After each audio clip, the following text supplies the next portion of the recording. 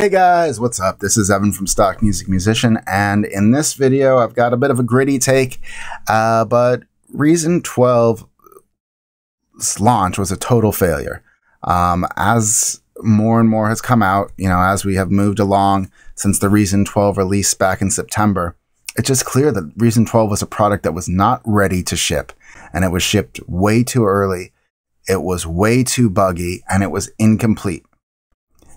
In my view, it probably wasn't until the December patch that Reason 12 really became the product that should have shipped back in September. And I think it's just disrespectful of the customers for Reason Studios to have released a product that was so unfinished. Now, from my perspective, having used Reason 12 on a modern Intel Mac, the experience has been great. I haven't had any of the hiccups or issues that many people have run into. Aside from like some graphical assets not being there, it was a decent release for me. And that's why I gave it a decent review. If you want to see my full review, I've got the link below. But then over the next few months, I kept on getting comments from people on my channel being like, Reason 12 is unusable. How do I roll back to Reason 11? How do I get out of this? And it just really came to strike me that they released a product that was not ready for release. And I think that's ridiculous. That everybody here, is either paid good money for the upgrade or is subscribing to Reason 12 or Reason Plus and expecting to get a service that actually works. And to have something that you have to roll back that is unusable on your computer, I think, especially when you're then... That's one aspect. And then you raise the price of Reason at the same time. That's just nuts to me. Why would you do that? Why wouldn't you have waited till December, released a really nice product that worked for everybody, that didn't get people angry, and hey, maybe you do charge more. I'm not inherently against the price raise. I did a whole video on that. It is what it is. Really what they want you to do is sign up for Reason Plus. But the idea that you are going to ship a buggy, unusable product for many people and ask them to pay more is just like, what's up with that launch? What? Why would you do that? Why are you alienating people? If you have a product, and I know this because I have a lot of music courses, on my website, if you want to check them out, the whole approach that I have is if you get something from me, I am hoping that I have under-promised and over-delivered.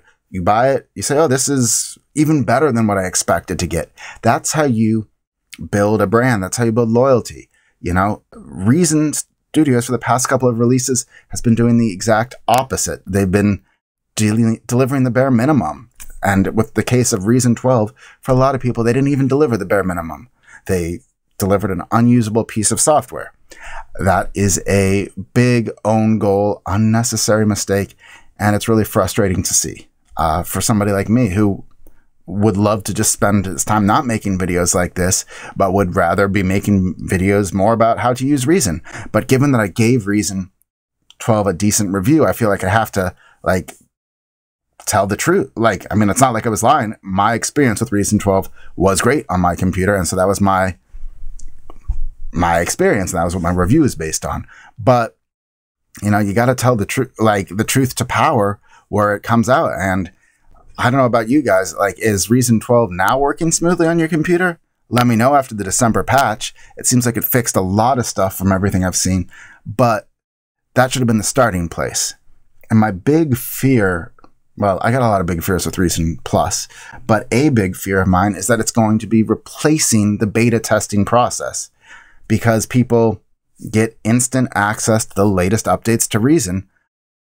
And the people that really want that, in the past, you used to have to sign up for beta testing. You'd be a beta tester. You get to try all this cool stuff out, and you'd report the bugs, you'd log it, all of that. Nowadays, I think a huge chunk of people that would have been beta testers instead say, oh, I can skip that. I can just sign up for Reason Plus and get instant access. And so they're not getting the quality control they need, all the information they need. I also wonder, this is something that I've heard from a lot of people, is that tech support is taking a really long time to get back to people, which on the one hand is totally to be expected when there's a new product launch, right? There's going to be more difficulties when there's a new product launch. Things are going to be broken. There's just going to be more people buying a new product. So it's, even if everything works perfectly, there's still going to be a spike in issues just because there's an event that has spurred purchases. But I mean, why, if you know this is coming, why didn't you hire people in advance or get contract workers or find some way to deal with this? I feel really bad for the people that have had technical issues because, you know, a lot of them have told me it's taken them a very long time to get an answer. Some of them come to me. I am not technical support for a reason. If I've, you know, solved the problem on my own, I'm happy to tell you how I did it. But like I said, a lot of the things that you might be experiencing on your computer are not what I'm experiencing in my home studio. And for many of them, Reason professional support is the only solution. Forums like, you know, Reason Talk, or Facebook groups like Reason to Believe or Reason, you know, there's a bunch on Facebook. Those can be good places to get help. But at the end of the day, it's really the responsibility should be on propeller heads, especially now that they've got a monthly service, Reason Plus. Shouldn't part of that service be that you're paying us every month, so we should be providing customer service to you every month? It doesn't, like, to me, that means you should actually have boosted the quality of customer service. But all in all, just want to say I'm disappointed with the launch of Reason 12 now that we've had a few months to reflect on it. And I do appreciate that they've added more transparency towards what they're thinking. That is a really positive move. And I feel like their tone has changed a little bit, which are good things about the Reason 12 launch. But half the reason they had to do that, most of the reason they had to do it, is just because the launch was so bad that they burned so much capital with their fans. You know, so much goodwill. And I just don't understand how you run a company like that. Especially, you know, when you're one of the smaller DAWs, you've got to be better than everybody else. If you can't have the software and the technology that's as up to date, you need to have the vibe and, you know, the goodwill and all of that. And so to conclude, from what I'm hearing, Reason 12 is now finally usable for most people.